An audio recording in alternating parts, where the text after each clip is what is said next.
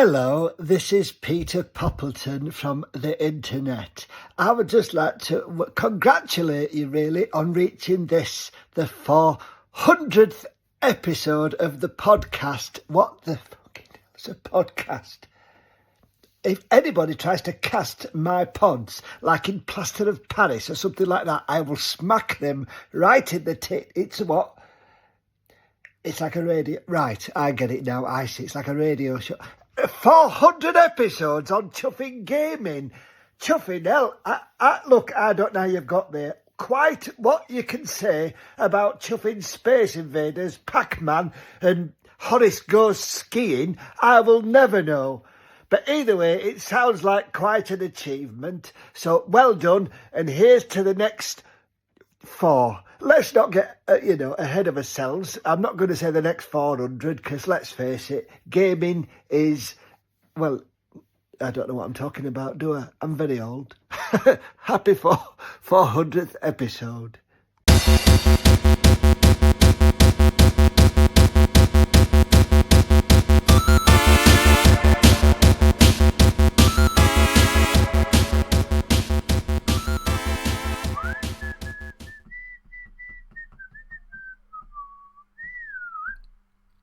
Hi, David here, One Up Gaming, episode 402 of the One Up Gaming podcast. So, this week we have a guest on, Mike, who has released a book on Amazon. So, I think it was 8-bit stories, and I think we went into it and he's going to do the 16-bit stories and 32-bit stories. It's a book about how just like him going through the old 8-bit sort of retro games and tech and stuff. I'm going to actually buy a copy, I think. It sounded quite interesting to me because I'm an idiot, I'm a nerd. I love the details of things. So as always, we're sponsored by Games Inspired Music. It's an album, it's available now. You can buy it, stream it, and 20% of each sale will go to the Child's Play charity. We also have our first 100 podcasts where they sound completely different. We have a team of 3 or 4 people each week, so it's a lot more long form sort of discussion. Whereas now I do a quick sort of podcast. I sometimes have a guest on, but the vast majority of the time it's just me talking about what games I played on this week's YouTube channel. 10 minutes of nothing, like a news item, some things, and then just thank yous for watching. So, but yeah, the original podcasts, we had loads of people on, it was quite cool. So you can go to audiobooksontape.com, search One Up Gaming, find us on there, and then you can buy it. And £1 of each sale will go to the Diabetes UK charity. So that's pretty cool of that. And I think that's it for the first bitty bits. So we'll have a quick break and we'll be back with the games played this week. So back in a couple of seconds. Hi, I'm Keith Allen and I play Murphy on Z Nation, and I listen to One Up Gaming Podcast. Hello Andy, this is Colin. I won't be able to get in tonight. I'm sweating all big. And we're back, still me, still David, still One Up Gaming, and episode 402 of the One Up Gaming podcast. Don't know why I've got my headphones. I'm not even listening. I guess I was listening to a Formula 1. Anyway, this is episode 402 of the One Up Gaming podcast, and these are the games we played this week. So, I can tell you what, I've played the games, but do you know when you play something and then you come back to talk about it and you've completely blanked on what the game was? Right, let's have a look. So it was called Paper IO2. Paper IO2, let's click on it, let's have a look. I think it was just the... Yeah, I know which one it was. Yeah, I do apologise. Yeah. Oh, did I save it? I didn't mean to save it. No, it's fine. So, Paper IO2. Now, this game... Some of these games I played this week... we were given codes from Cubic Games for their 20th anniversary, so a lot of these games, they're fun distractions, not full complex sort of games, if that makes sense. I think a lot of these were their mobile games ported over to Steam. So Paper.io 2 is, imagine a sheet of paper, and if you use your controller to move your little character over the paper, once you complete a section, your colour fills in that section. And if you're halfway through, you're sort of rotating around the level without hitting your own side or the wall to complete that section. If someone hits your colour as you're going around, it kills you. So you have to try and eke little bits out of the coloured world just to fill out your sort of side. And it's very relaxing, it's very nicely done, and I quite enjoyed it. It's quite therapeutic to try and colour in the world. So yeah, I'd recommend Paper.io 2. I think that, I'm not sure if there's still a 40% sale on these games, but just go to Steam, have a look, see how much some of these are. Next up, we have Golf Guys, and this one is it's like a online multiplayer sort of like golf game, very fast, very fluid, like a very exaggerated levels, courses, all full sort of Crazy Golf. There we go. Why was it so hard to think of Crazy Golf? It's like a vast Crazy Golf style levels. You basically shoot, then shoot. Once you stop, then shoot. As there's like another 20 people, 30 people, I can't remember how many there was now, doing the exact same. And it's chaos, but again, it's built well, it plays well, it looks nice.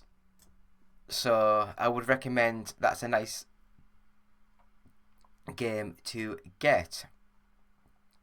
So that one was Golf Guys.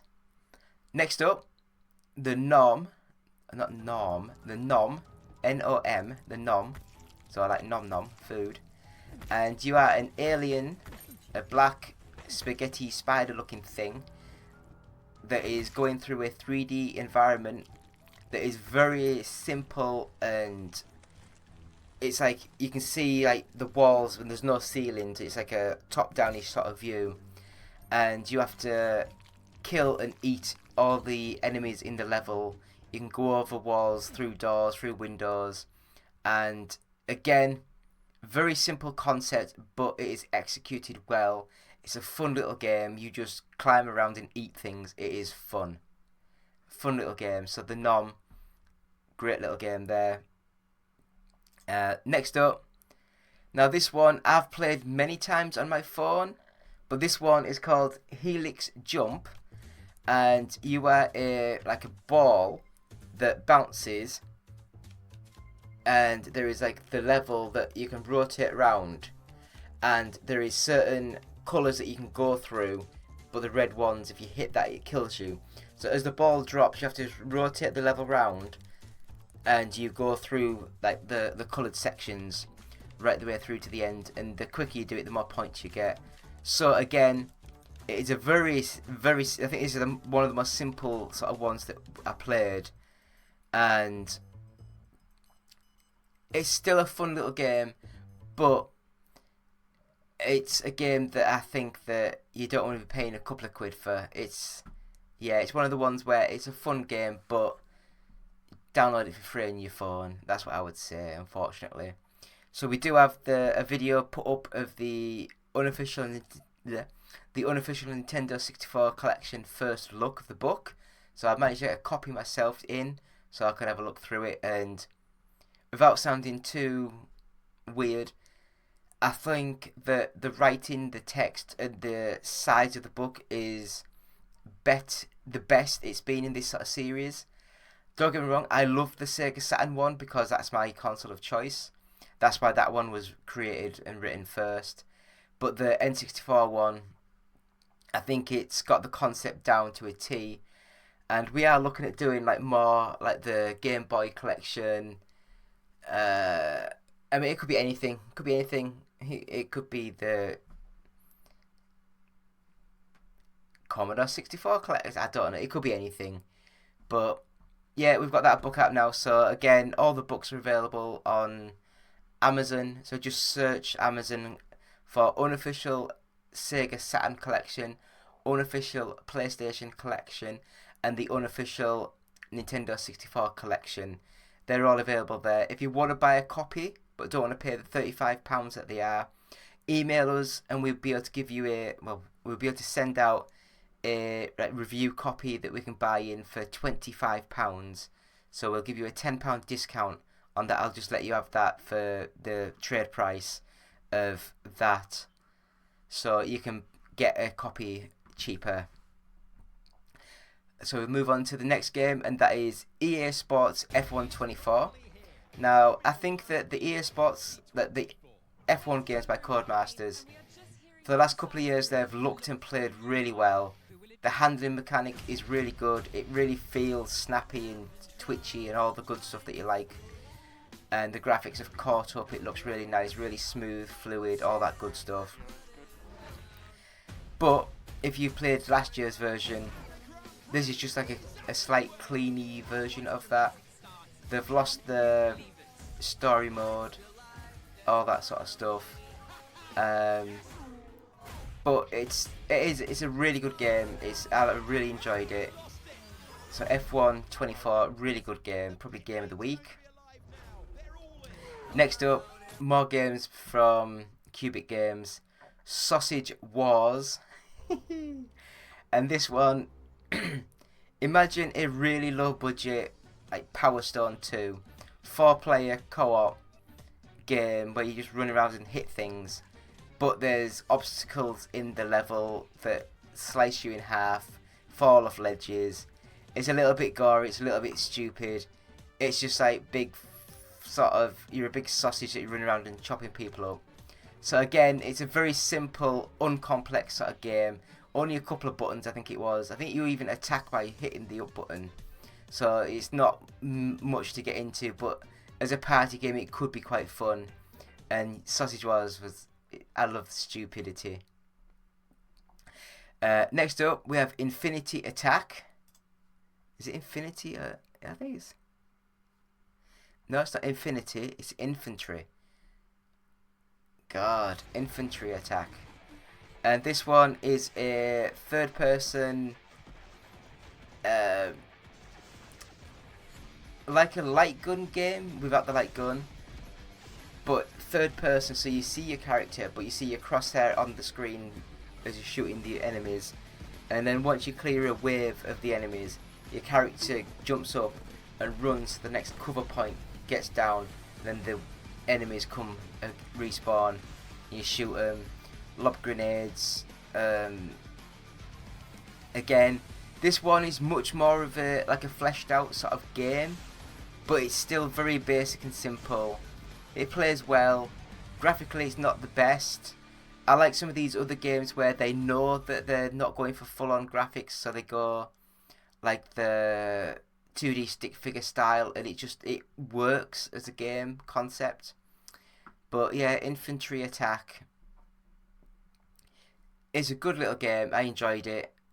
And the last game we played this week is a game called Amaze. And Amaze it's like a 3D game, top-down view, and it looks like a marble with like a maze grid, and you have to try and move your marble. If you press up, it moves up as far as it goes, then it hits a block, and then you can move left or right, but you have to hit something to stop at a certain distance to drop again. I'm not explaining it very well, but you just have to colour in all the blank spaces with your ball colour. I'm sure the trailer's doing a much better job at explaining this than I am, but again, it's a fun little game. I enjoyed this one. I'm not good at puzzle games, so I got lost quite early into it. That's why it's only like a 6-minute video. But I enjoyed the game. The game plays really well, and it's just the fact that I'm an idiot. So I would say the game of the week is probably EA Sports F124. Good little game. And that, my friends, is the games played this week on episode 42 of the One Up Game podcast. We'll have a quick break and we'll be back and we'll be talking to Mike about his new book. So please check us out after this few seconds. Hi, my name's John here. I'm the designer of games like Sensible Soccer, Cannon Fodder, Whizball, Parallax and Sociable Soccer. And I listen to the One Up Gaming podcast. Up next on the One Up Gaming podcast is 10 minutes of nothing. Will it be the team talking about nothing or a guest interview? Stick around and find out now. It's 10 minutes of nothing. Yeah, 10 minutes of nothing.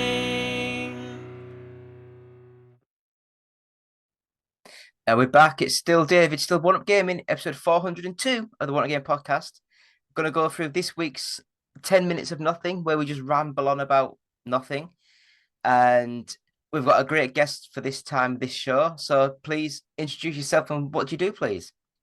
Hello there. My name is Michael John Nerney. I'm an author of 8-bit stories. I make computer cases and I work too hard in a 9-to-5 job. But apart from that, I thoroughly enjoy retro stuff. So I'm a massive retro sort of gamer. I have my Sega Saturn in the spare bedroom fitted with, is it a Terra Onion? Terra, something like that? Yeah, something like that, yeah. It's like you rip out the optical drive and put in a hard drive. So I've got all the games built in there. I've got a Nintendo 64 with the EverDrive. I've got the original PlayStation. I had about 18 different consoles at one time or another. Yeah. And in the main room, it is just the Xbox Series X now. But I love that because it can play 360, the original Xbox. It can play all those sort of old stuff. Yeah. But yeah, so you say you're like a retro gamer. What is your sort of retro fix? Well, I mean, I'm a computer geek rather than a console geek, if I'm honest. My roots go back to the very early 1980s and the Texas Instruments TI-99, the Commodore 64, the Spectrum, before moving on to Amigas. And then really, I suppose, my first serious console after a brief flirtation with an Atari 2600, which I didn't like very much, was Sony's PlayStation. Really, it's the first one I bought. Although my brother's kids had the red Sega thing, the whatever it was, Master System. They had that, and we used to play games on that, which were quite good. I did like the fast loading. Yeah. But I didn't like the fact you had no buttons to press. I do like buttons. Although as I get older, I don't like quite so many buttons now as I get confused. So when you were younger, did you like the Atari Jaguar? I've never ever used an Atari Jaguar. I've never known anyone who's had one, especially not back in the day. I mean, I've seen them at shows and I know people who have them now. But back in the day, I never even saw an Atari Jaguar. Yeah. Did you have one? Yeah, I had one. Yeah. What did you think? I think if you look at it from, because I think people forget from the year 1990, well, say 89 when the Mega Drive originally came out, to like 94 when the PlayStation came out in Japan. So there's like a 5-year span where it completely changed how games looked and felt. So if you came out in the middle of that, and I think the Jaguar was like 93, 94. Something like that. Yeah, 94. So I think in a sense it was amazing, but it was just like 2 months before it was completely dominated by something else. Yeah. So I think the 3DO was also just after the Jaguar, and that was almost PlayStation's sort of standards. Yeah. So I think in that 3-4 year gap, yes, something came out that was amazing, but because of the advancement in technology, it looked rubbish in And it's like, especially like the brand new consoles, because they weren't Sega, they weren't Nintendo, they couldn't release the consoles for £200 and make money up on the games. They had to sell the console for like £350, £400. That's right. The profit had to come from the console, didn't it? Yeah, And so that's where the problem started. Like the it was 3DO, just, I mean, the 3DO was prohibitively expensive. but the 3DO, in a way, the concept was amazing. Because Yes, the absolutely. 3DO company didn't make the 3DO. They made the Mhm. technology that they That's licensed right. to other people. But Absolutely. because those other people never made money on the games, they had to sell it for $700 Exactly. Yeah, just to make the definitely. money back on the console. Definitely. I mean, you've got to say, look at which is the best business model. Well, that's obviously the one that worked, which Yeah. would be Nintendo and Sony. They nailed it, and I mean Sega did as well for quite a long time. But Yeah. they worked out how to make a certain amount of profit per game, and that's what kept the company afloat. And that's why they're still around today, with excepts of Sega, although they sort of are about today, kind of. Yeah, they still do Football Manager every year. I mean, what more do you need? You know, Well, if you like Football Manager, you're on a winner. I loved Football Manager, but I think I've not played it for about 10, 15 years. But when I was at 15, 16, I was on it every hour of the day. Yeah. Yeah. Well, Football Manager was great. Yeah. Great game. Yeah. So we've had a nice little chat there. So I think we will start the 10-minute timer because I think you've got some nice things you've just released recently that we'd like to talk about. Okay. So I will start a 10-minute timer now. So you say you're an author. Uh-huh. Well, What is your kind latest sort of project? of. Well, a passion of mine has been I wanted to talk about the early computer era and what happened, especially in the UK. I'm from Great Britain. I don't really know what went on in the States because I don't live there. But looking at the UK, it always fascinated me how the UK in particular ended up with such a vast array of computers all about the same time, all based on similar but different chipsets, all promising the earth and most failing to deliver. What drove these machines? What were the companies behind them? Why did they come to be? And that sort of interest led me to where I am today, which was where I ended up writing a book. Now, the book itself it's changed its format many times.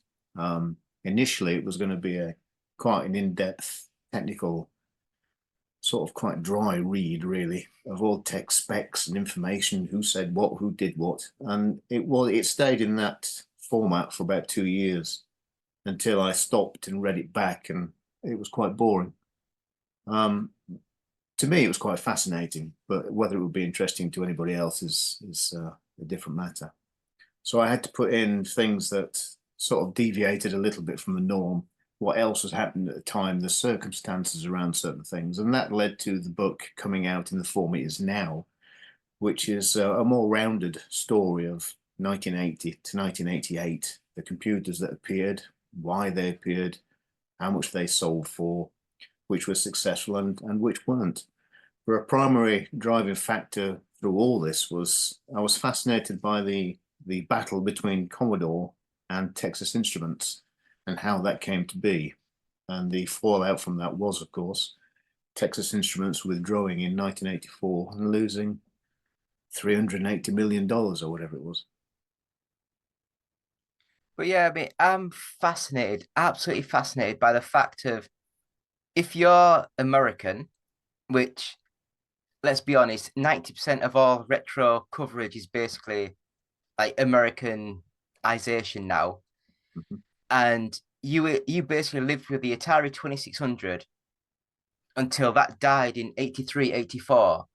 And then you had nothing until the NES sort of came out. Yeah, until That was Nintendo your came. that was your gaming Yeah, history. yeah, Whereas in the UK, it's like you say, you had the Commodore 64, you had the Spectrum, you had like 15 different yeah, makes every yeah, year coming through trying to get something. yeah. And it was just like the micro PC market, whatever it was called. it Yeah. was just so varied and so amazing as a child to be able to Absolutely. go to a shop and buy a cassette tape for like £3-4. Exactly. Yeah. Whereas, You think of your pocket money as a child, as a teenager even, delivering pen newspapers or milk or just washing your dad's car or whatever it was and getting a couple of pounds. What are you going to get with that couple of pounds? You either go to the sweet shop or you go to your local petrol station or Boots the Chemist or Double Eight Smiths, buy a Mastertronic game off the spinny rack or whatever it is, or go to the game shop or something. It was fantastic. You couldn't do that now. You couldn't say to a teenager now, go wash my car and I'll give you £45 to buy Call of Duty. I mean, it's, it don't quite work, does it? well, and the fact that Call of Duty is probably about £90 now, That's ridiculous. That's 2 cars. But it's like, well, like I said, last year we got sent the Call of Duty game to review, and they just send you a code now. They don't send you like the games. They just and I just sort of like went onto the Microsoft Game Store to see how much that game was, and it was £100. Outrageous. I was like, Jesus Christ, when did these games get so expensive? Well, they're films now, aren't they? Practically, you're playing in a film. The technology, the development, the resources that go into these things are a long way away from the spotty teenager in his bedroom writing Manic Miner in 3 weeks or whatever it was. I mean, those days are long gone. Yeah. You have a team of hundreds, if not thousands, creating a game now, and these people have to be paid. Some games take 5-10 years to create. It's staggering, really. Yeah, I mean, like I say, I remember, like you say, like my favorite developers as a kid was Sensible Software. And the 3 main games I remember was Sensible Soccer, Cannon Fodder, and Megalomania. All 3 completely different sort of gameplay styles, but they all had the same absolutely. graphic sort of style. Yeah. But there were just, I think there was 3 of them at the start, and then by the end of it, there was like 6 of them. Yeah, something like that, yeah. So it wasn't a big, massive team. Yeah. But like you say, these new games now, I mean, I think there's Spider-Man 2 for PlayStation 5. I think they said it was like $250 million budget. Yeah. I don't And get it's it. like, blimmin', how are you getting a profit from that? Yeah. Well, yeah, I don't know. But the thing is, I mean, the scope of sales now is astronomical. You think of the global sales of Grand Theft Auto or Call of Duty or whatever it is, it's many millions. If you look at the sales of Cannon Fodder, it's many thousands or maybe 100,000 or whatever. It's all relative, I suppose. Yeah. I mean, I guess that's why all the big developers now, they're all looking for that always online game that you buy once, you play for 3 years, and you just buy in content every week just to. Subscription is the way everything will go eventually. Yeah. I mean, you think of a motor car, you buy a car now, a brand new car, that's the only money that manufacturer may see from that vehicle. So how do they get more money from you through the servicing contracts? How else can they get it? Subscription. Let's put a subscription on the car. And it will come a point when we don't own cars anymore and we have to pay a subscription to use them. It's exactly the same way that software is going now. I mean, Microsoft Windows will probably go that way. Office already goes that way. It will come. So from our 10 minutes of nothing, we've got 3 minutes left. Do you want to show your book and tell people where they can get it? Okay, I'll do the spiel. So this is 8-Bit Stories. And this is my take on 1980s shenanigans that went on in the UK market. It's currently just shy of 400 pages. The color edition is something like £14.80 or something on Amazon. It is available globally, more or less. There are a few countries that, for some reason, Amazon doesn't deal with for some reason. Don't ask me why. So it's about £14.80 for the colour version. There is a black and white version for £9.99. I would recommend the colour version, as you are missing quite a lot if you get black and white. Content is the same. And it's my take of 1980 to around 1988, when the demise of the 8-bits really came to the fore when no further development was done, and the software sort of reached its peak probably by 1988, 89, and then things tapered off quite rapidly as the Amiga and the ST, and of course the consoles started to take over. So there we are, 8-bit stories. Amazing. So, like me, I went through the Amazon Kindle program or whatever it was. I can't remember how it was called now. And I managed to get my book done, my Sega Saturn one, which it is just like a lot of, you might not be able to see, but it's just like a lot of screenshots and written text about each sort of game and stuff. And expensive color pictures. Very expensive. I was shocked. Tell me about it. And I understand why people write and just use black and white. I understand now. Yes. And I sort of like wanted to release it for like £15, £20, that sort of price. But Amazon said it could only be as little as $32.99.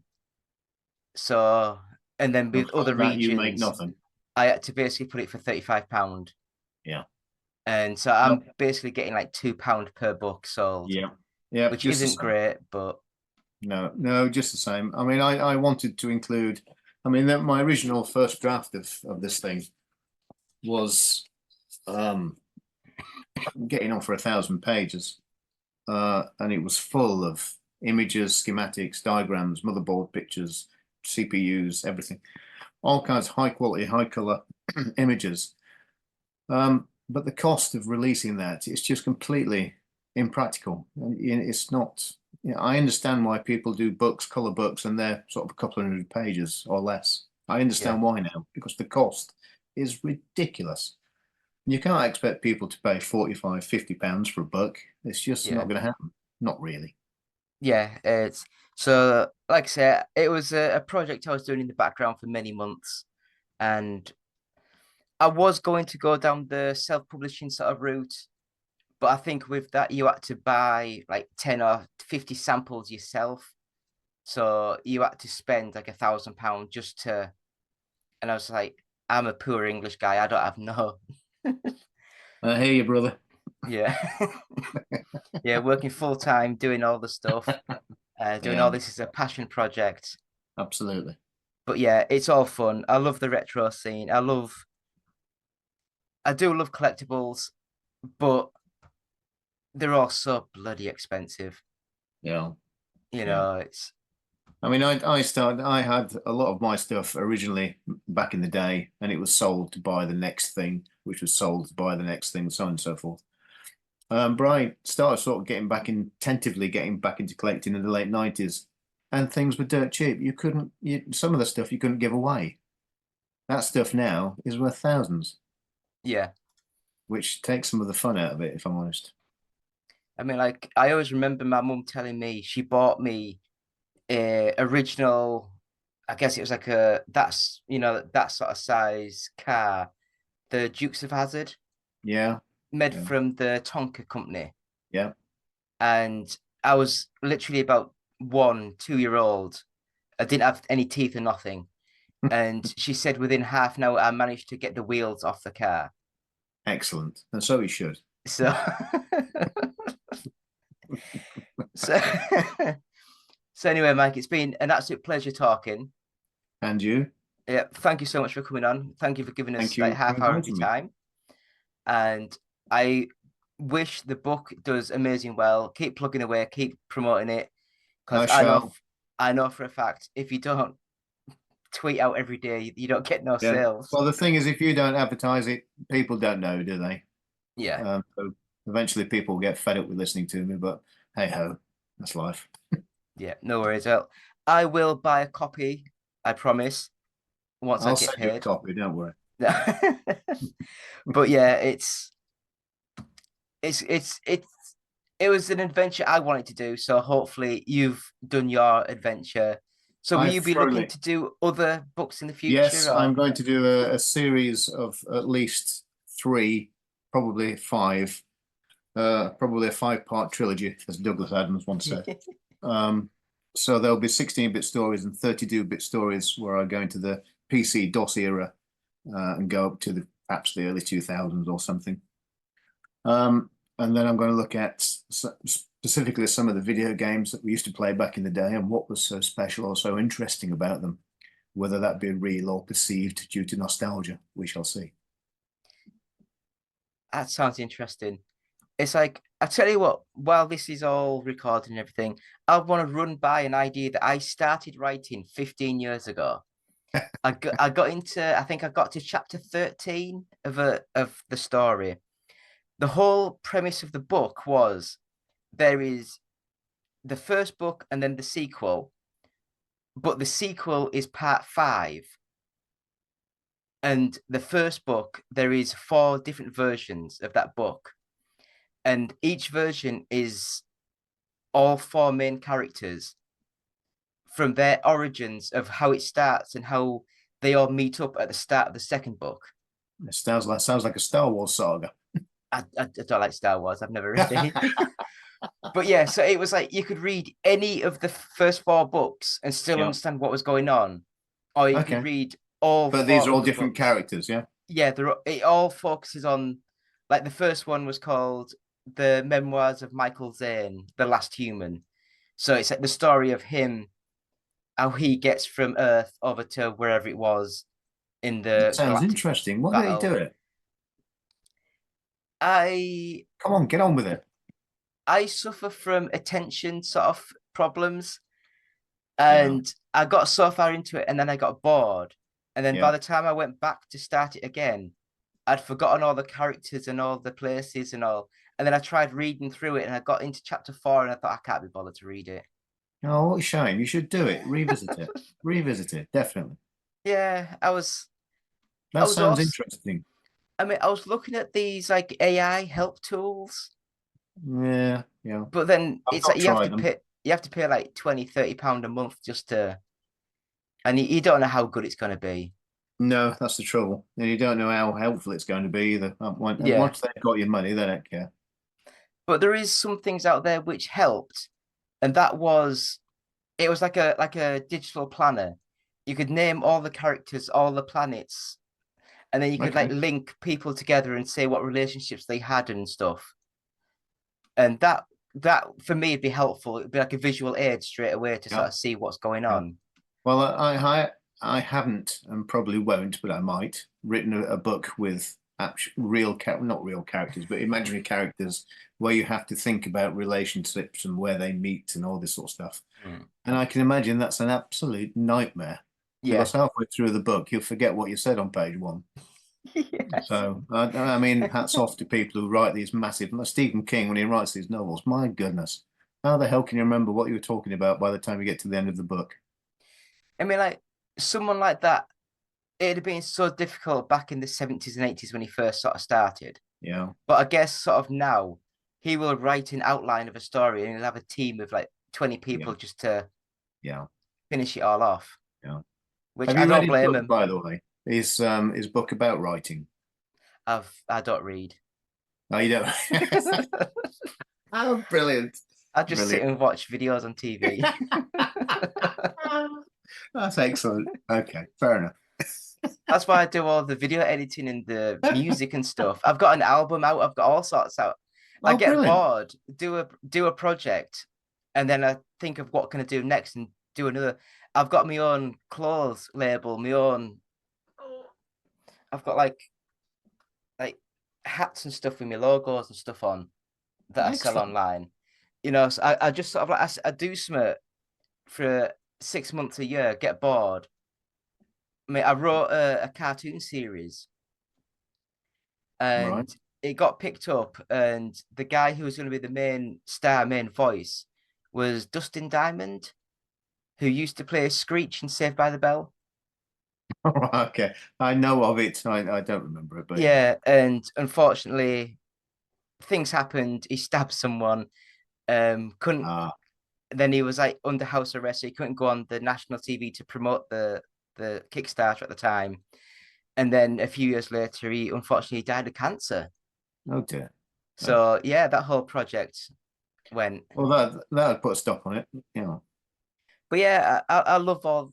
I just get like an urge to do something. I dive into it for 6 months, and I think I go that deep into it, I get sick of it. Yeah. So, but that's just me. Don't delve so deeply. Enjoy yourself. Oh, thank you so much for being on this week's show. It's an absolute pleasure. Anytime. All right, thank you so much. I'll speak to you Okay, again. mate. Cheerio. Right. Bye-bye. Bye. Hi, I'm Lucy James and I listen to the One Up Gaming podcast. Hi guys, this is Dean Swain from the Retro Asylum podcast. Congratulations to the One Up Gaming gang. 400 episodes, great number to reach. It's a lot of editing, trust me, I know. I've been podcasting for years, so well done, great number to reach. And here's to the next 400 episodes. Well done, guys. So there we go. It's One Up Gaming, episode 402 of the One Up Gaming podcast. Been me, David, One Up Gaming. Yeah, still David. I've got my Sega Saturn jumper on. Got my Sega Saturn tattoo still. It won't come off. I've washed it. It won't come off. But yeah, so thank you so much for Mike for coming on. Please go to Amazon, buy his book, 8-Bit Stories. It looks amazing. I'm going to buy a full colour version of it. It's £15. I wish my books were as cheap as that. I might be able to sell more copies. But go to our website, oneupgaming.co.uk. Got reviews on there. Got some news items, some previews. Etsy store still not up and running yet. Of encountering like problems. I have to adjust prices and things because, not gonna lie, although I've sold over £250-300 worth of stuff, I was making a loss of between £2 and £5 per thing. So over the 6-month period, I've had to spend and pay Etsy about £500 just to sell my things. So as you can see, that's not a great business model. So I will have to go on and sort of edit some stuff and prices. As always, subscribe to us, like us, share us, bell the icon. We will do this every week, or try to do it every week.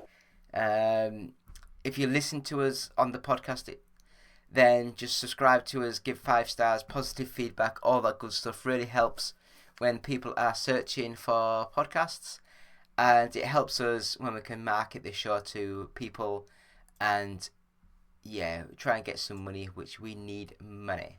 So thank you all so much for watching. It's been me, David, One Up Gaming, and we'll be back next week, so thank you. Goodbye.